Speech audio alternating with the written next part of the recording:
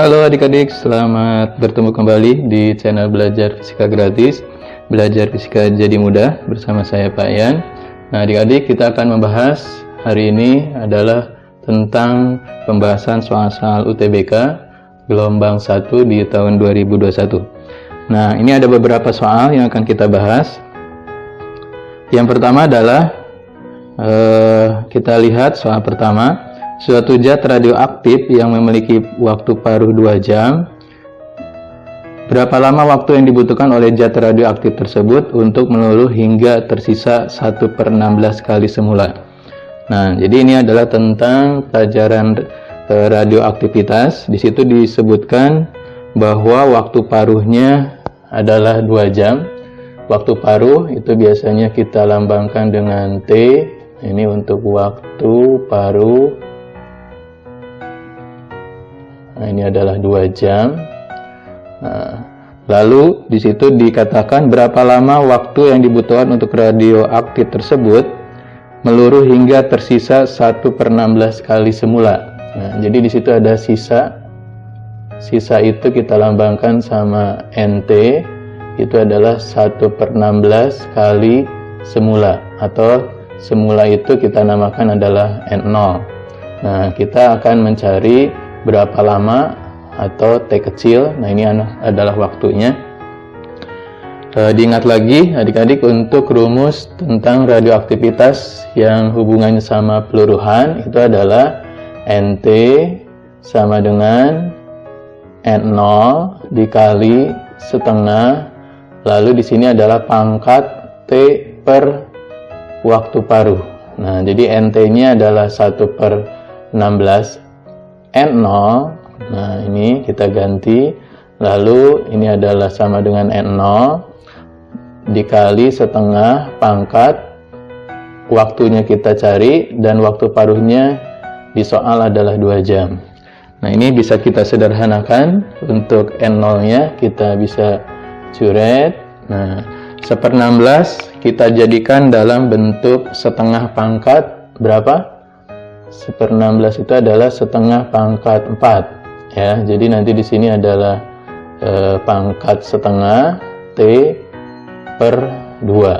Nah, untuk pangkat bentuknya sudah sama, ini setengah. Dengan kata lain nilai pangkatnya ini adalah sama dengan ya. Di situ dikatakan bahwa 4 itu sama dengan T per 2. Ini pindah ruas dikali, maka waktu yang dibutuhkan untuk zat tersebut meluruh itu adalah 4 kali 2 ya 8 jam.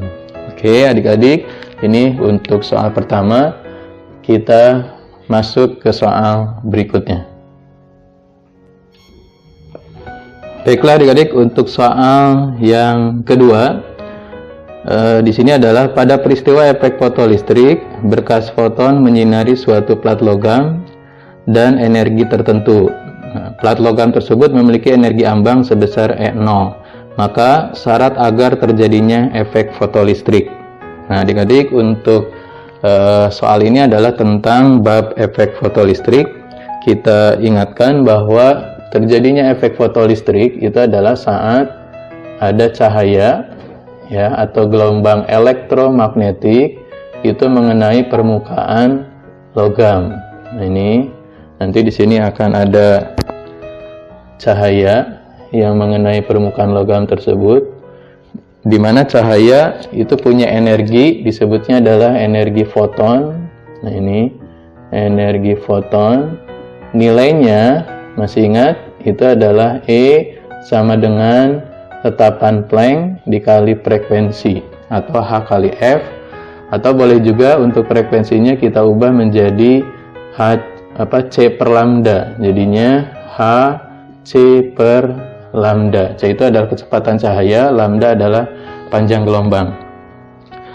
Nah, terjadinya efek fotolistrik itu adalah saat energi foton ini harus lebih besar dari energi ambang yang dipunyai oleh si logam, karena logam dia mempunyai energi ambang, atau disebutnya ini adalah sebagai istilahnya fungsi kerja. Ini fungsi kerja ya.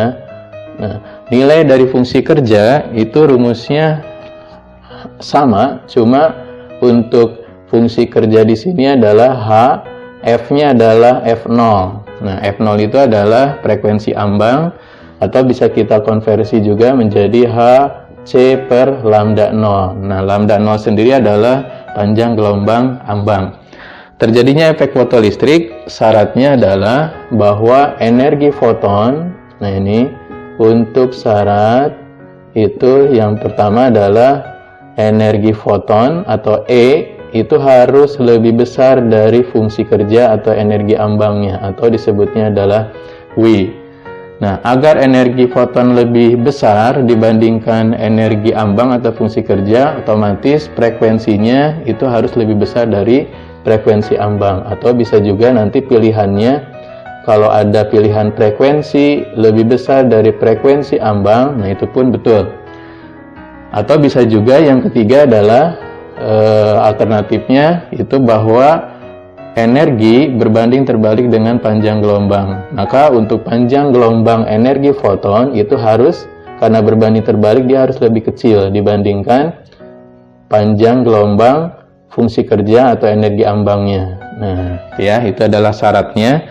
Jika sudah besar nilai energinya, frekuensinya atau lebih kecil dari lambda nolnya, maka akan terjadilah efek fotolistrik, di mana di sini akan ada elektron yang terlepas. Nah, baiklah, itu untuk nomor 2. Nah, kita lanjutkan ke nomor berikutnya.